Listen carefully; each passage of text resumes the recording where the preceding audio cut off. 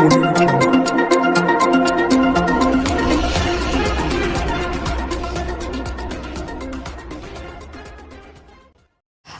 लोकसभा उपचुनाव में टीएमसी प्रत्याशी शत्रुघ्न सिन्हा के समर्थन में आज सनरेले इलाके में बौरी समाज की तरफ से एक कर्मी सभा का आयोजन किया गया। यहां शत्रुघ्न सिन्हा के अलावा मलय घटक सपा नेता अनुराग भदौरिया सहित टीएमसी के तमाम नेता कार्यकर्ता और समर्थक उपस्थित थे। मलय घटक ने अपने वक्तव्य में बौरी समाज के लोगों से आने वाले लोकसभा उपचुनाव में शत्रुघ्न सिन्हा के समर्थन में मतदान करने की अपील की है। उन्होंने कहा कि पिछले 10 वर्ष ममता बनर्जी के शासनकाल में पिछड़े वर्ग के लोगों के लिए विकास के कार्य किए गए हैं, कभी भी देश के किसी भी कोने में नहीं किए गए थे। वहां से चुने जाते हैं तो बौरी समाज के लोगों के साथ साथ सभी वर्गों के लोगों के विकास के लिए प्रयास करेंगे। वहीं शत्रुघ्न सिन्हा ने भी बौरी समाज के लोगों से टीएमसी के पक्ष में मतदान कर ममता बनर्जी के हाथों को मजबूत करने की अपील की है। उन्होंने कहा कि ये चुनाव लोकसभा उपचुनाव नहीं है, ये चुनाव में ममता बनर्जी को दिल्ली तक पहुंचाने की पहली सीढ़ी है।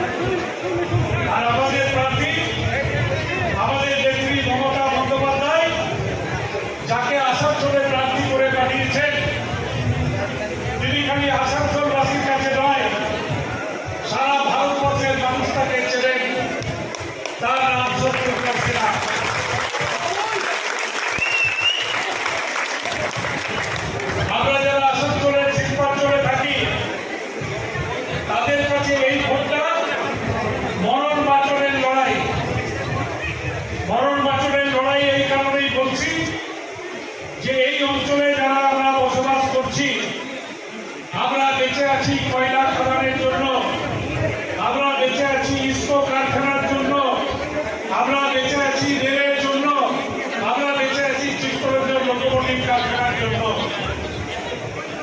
এই কারখানাগুলো চললে আসানসোল শিল্পাঞ্চলের সমস্ত ব্যবসা চলে। এই কারখানাগুলো চললে মানুষ সরাসরি চাকরি করে অথবা কোনো না কোনোভাবে উপকৃত হন। কেন্দ্রীয় সরকার নরেন্দ্র মোদী সিদ্ধান্ত নিয়েছেন যে এই সমস্ত কলকারখানাগুলো রেল সমেত তিনি বিক্রি করে দেবেন। সরকারের হাতে আর থাকছে না, প্রাইভেট মালিক হয়ে যাবে। প্রাইভেট মালিক যদি হয়ে যায়, আসানসোলের অঞ্চলের যে সমস্ত মানুষ আমরা থাকি সেই আসানসোলের মানুষ খেতে পাবে না, আসানসোলের মানুষ বেঁচে থাকবে না। তাই এটা বাঁচার লড়াই, এই লড়াইয়ে বাঁচতে হবে, এই লড়াইয়ে জিততে হবে, এই লড়াইয়ে শত্রুঘ্ন সিনহাকে এমপি করতে হবে। এটাই आज आपको सबको प्रणाम करता हूँ, अभिनंदन करता हूँ, धन्यवाद। আমার এখান থেকে আসবার আগে আমি জানতাম না আমি এখানে আসবো। আমাকে world's most popular leader, queen of हवाई चप्पल, cotton sari, great lady, great leader, great human being, the tigress of Bengal and honorable CM of Bengal, Mamata Banerjee, উনি টুইট করে আমাকে জানান। আমি টুইট করছেন, উনি করলেন আমার জন্য তৃণমূল কংগ্রেসের ইচ্ছা, উনি ডিসাইড করেছেন যে আসানসোল থেকে former cabinet minister, fame actor Shatrughan Sinha will be candidate. আমি এখানে রিয়াক্ট করতে পারতাম, তার আগেই আমাকে মমতাজি ফোন করলেন। উনি বললেন আমাকে, শত্রুঘ্নজি আপনাকে আসানসোল যেতে হবে, ওইখানে লোকরা আপনার ওয়েট করছেন, আপনি যান ওইখানে, আপনি ফাইট করবেন ওনাদের প্রবলেম নিয়ে, আমরা সঙ্গে फाइट করব। मेरे देश हो गया और मैं सब कुछ छोड़ के यहाँ पे बड़ी दमदार, बहुत शानदार, बहुत जानदार ममता बनर्जी जी के नेतृत्व में, मुरली भगत जी के सानिध्य में, तमाम तृणमूल कांग्रेस के अमरजीत चटर्जी हो, क्या प्रदीप बाबू हो, का ख्याल रखते हुए मैं कहना चाहूंगा, इस लड़ाई में चाहे कोयला खदान के मजदूरों की हो कि FDI 100% कर दिया है, ये लोग इस लड़ाई में आपका साथ देंगे नहीं। मैं अपने लोगों को अच्छी तरह पहचानता हूँ। श्रीमती इंदिरा गांधी जी ने यहाँ पे प्राइवेटाइजेशन के लिए, निजीकरण के लिए, सरकारीकरण के लिए कदम बढ़ाया था। कोयला खदान के मजदूरों को आज घर छोड़ने को कहा जा रहा है। 60 साल 70 साल से है यहाँ पे, वो भी अच्छी बात नहीं है कि कांग्रेस के दोस्त आपके साथ लड़ेंगे नहीं। उन्होंने सरकारीकरण किया, निजीकरण किया। बीजेपी के फ्रेंड्स आपके साथ लड़ेंगे नहीं, समस्याओं को सुलझाएंगे नहीं, कि समस्याएं उन्होंने पैदा की है, उन्होंने FDI 100% किया। ऐसे बहुत सारी समस्याओं को सुलझाने के लिए हमें लड़ना होगा, अपनी शक्ति को एक करते हुए। और उसके लिए कौन लड़ेगा?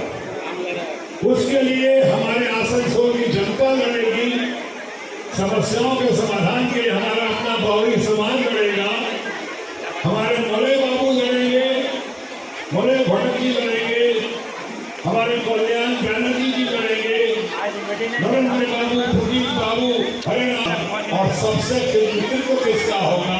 हमारी अपनी ममता बनर्जी जी का नेतृत्व होगा। हम सब मिलकर साथ रहेंगे, तभी समस्या का समाधान हो सकता है। और इसीलिए मैं कहना चाह रहा हूँ, आपका ज्यादा वक्त नहीं लिए हुए, इस चुनाव में मेरी जीत जो आप लोगों की जीत होगी, लेकिन सही मायने में हमारी जीत जो होगी वो ममता बनर्जी जी की जीत होगी, तृणमूल कांग्रेस होगी। और हम अपनी जीत से ममता जी को और खासकर हमारे अपने बंगाल के गौरव को, गरिमा में, कि आन बान शान में 4 चांद लगा पाएंगे। यही आज के दिन हमारी प्रार्थना है, यही कामना है, यही शुभकामना है। और शनिवार सुबह आसनसोल के बस स्टैंड इलाके में अचानक आग लग जाने से इलाके में अफरा तफरी मच गई। घटना की जानकारी मिलते ही दमकल के अधिकारी और कर्मचारी मौके पर पहुंच गए और आग पर काबू पाने की कोशिश में जुट गए। आसनसोल नगर निगम के चेयरमैन और 44 नंबर वार्ड के पार्षद अमरनाथ चटर्जी भी घटना स्थल पर पहुंच गए और आग बुझाने की कोशिश का मुआयना किया। प्रारंभिक तौर पर सभी आग को नियंत्रित करने की कोशिश में लगे हुए थे। समाचार लिखे जाने तक आग लगने के कारण का पता नहीं चल पाया।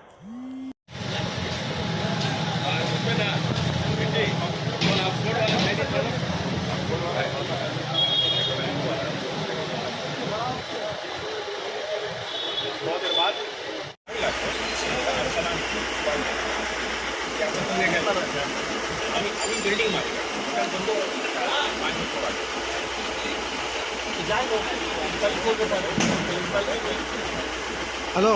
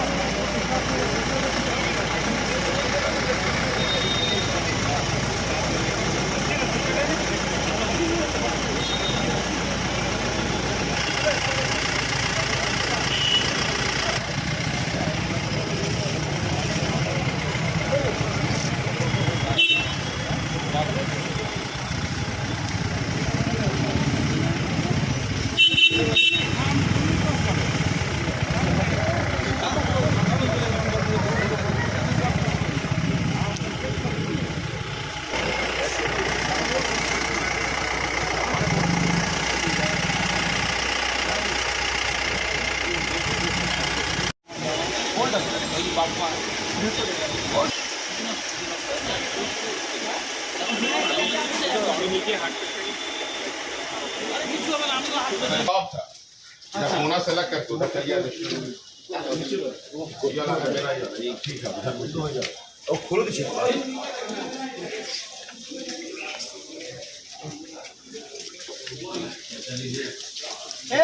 तो खुली दिवे लाइट देना तो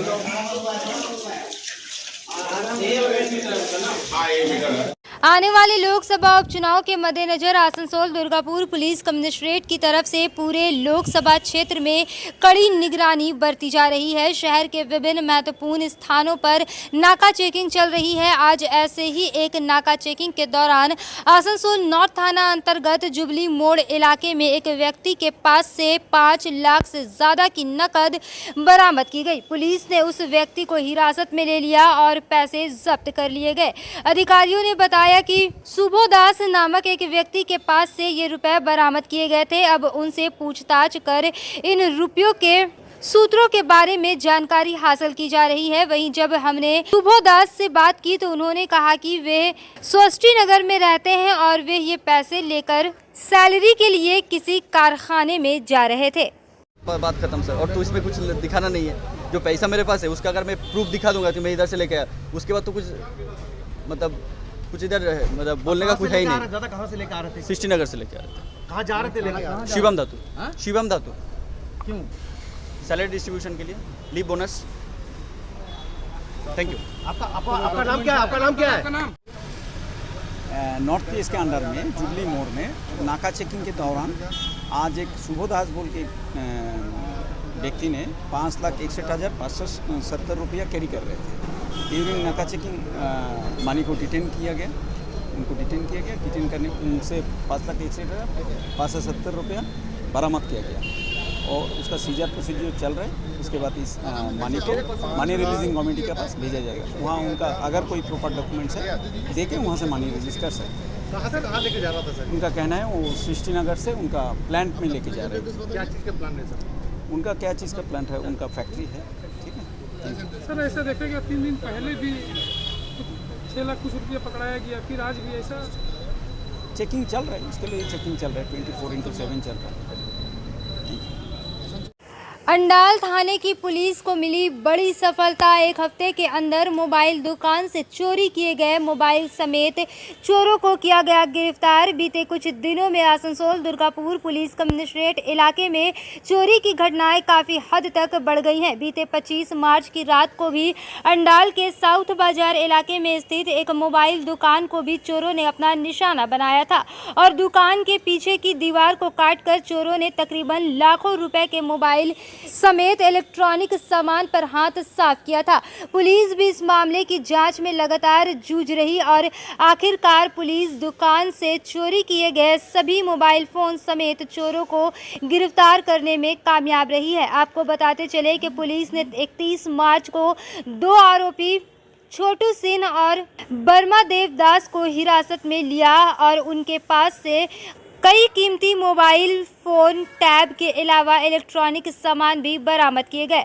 निरंतर बढ़ती इन घटनाओं के बाद आसनसोल दुर्गापुर पुलिस कमिश्नरेट के अधिकारी हरकत में आ गए और उन्होंने इस अपराधियों पर नकेल कसने के लिए अपने पूरे विभाग को हाई अलर्ट पर डाल दिया। इसी का नतीजा है कि शुक्रवार रात को पुलिस अधिकारियों ने अंडाल इलाके में गुप्त सूचना के आधार पर दबिश डाली और 26 नए मोबाइल, 3 पुराने मोबाइल, 1 टैब और कुछ अन्य इलेक्ट्रॉनिक सामान बरामद किए। इस संदर्भ में छोटू सिंह और वर्मा देवदास को हिरासत में ले लिया गया है। 12 अप्रैल को होने वाले लोकसभा चुनाव के मद्देनजर पुलिस प्रशासन की तरफ से सभी प्रकार की तैयारियां की जा रही हैं, जिससे चुनाव से पहले या चुनाव के दौरान कोई अशांति ना हो। इसी के मद्देनजर आज आसनसोल दुर्गापुर पुलिस कमिश्नरेट की तरफ से एक महत्वपूर्ण बैठक की गई। इस बैठक में न केवल पश्चिम बर्धमान जिले से लगने वाले दूसरे जिलों के पुलिस पदाधिकारी मौजूद थे, बल्कि पड़ोसी राज्य झारखंड के धनबाद आदि जिलों के पुलिस पदाधिकारी भी यहां पर मौजूद थे। इनके अलावा रेलवे पुलिस के एक वरिष्ठ अधिकारी बैठक में शामिल हुए। इस बैठक में आने वाले लोकसभा उपचुनाव के मद्देनजर सुरक्षा को कैसे और चाक चौबंद किया जाए, इस पर चर्चा हुई। साथ ही अपराधों के अंतर राज्य परिभ्रमण पर कैसे रोक लगाई जाए, इस पर भी रणनीति तैयार की गई।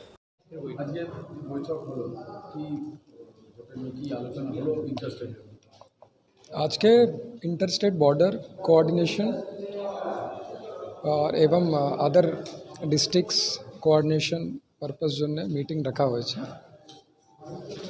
और एखाने झारखंड থেকে नेबरिंग डिस्ट्रिक्ट्स धनबाद, जामताड़ा, वहाँ ऑफिसर्स और बॉर्डरिंग थानास उधर इंचार्जेस सभी आया हुआ। इससे अलावा हम लोगों का बंगाल की बाकी डिस्ट्रिक्ट्स जो है बॉर्डर डिस्ट्रिक्ट उनकी ऑफिसर्स भी आए हुए हैं और इससे अलावा रेलवेज़ का भी ऑफिसर्स आए हैं। तो सभी के साथ आज हम लोगों ने कोऑर्डिनेशन मीटिंग की है, जिसमें जो क्रिमिनल्स का क्रॉस बॉर्डर मूवमेंट जो होता है उनके ऊपर नज़रदारी बढ़ाने के लिए और भी कुछ इंफॉर्मेशन शेयरिंग को लेके और भी कुछ क्राइम रिलेटेड, जैसे कुछ क्राइम्स में देखा गया था कि कुछ क्रिमिनल्स वहाँ पे रहते हुए यहाँ पे क्राइम करने आ रहे हैं, तो इस तरह से सारे चीज़ों के बारे में डिस्कस किया गया। इससे अलावा जो अभी आने वाला 12 तारीख का चुनाव को नज़र में रखते हुए कि बॉर्डरिंग साइड से जो समस्या फेस किया जाता है और उनकी साइड से जो नाकाबंदी की जो ज़रूरत होता है वो सारी चीज़ों उन लोगों से शेयर किया गया और उन लोगों से कोऑपरेशन भी मिल जाएगा बोल के। वोट के कारण कोई क्रिमिनल को आपको अरेस्ट किया जा रहा है?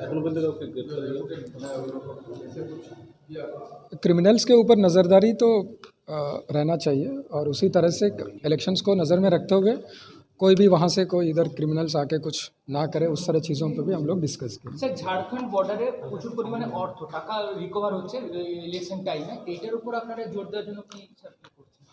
हम लोग अपना साइड से नाका में जो सफलता अभी तक मिला है, कैश सीजर्स, इलीगल आर्म्स, ये सारे चीज़ हम लोगों से शेयर किए थे और इस तरह से और भी सफलता आने की पॉसिबिलिटी है और उसके लिए उन लोगों की साझोता ज़रूरत है, वही चीज़ उन लोगों से डिस्कस किए थे। सर आज भी जुबली मोड़ में अच्छा नगर भारी भाग ये हुआ, उसका भी क्या हुआ?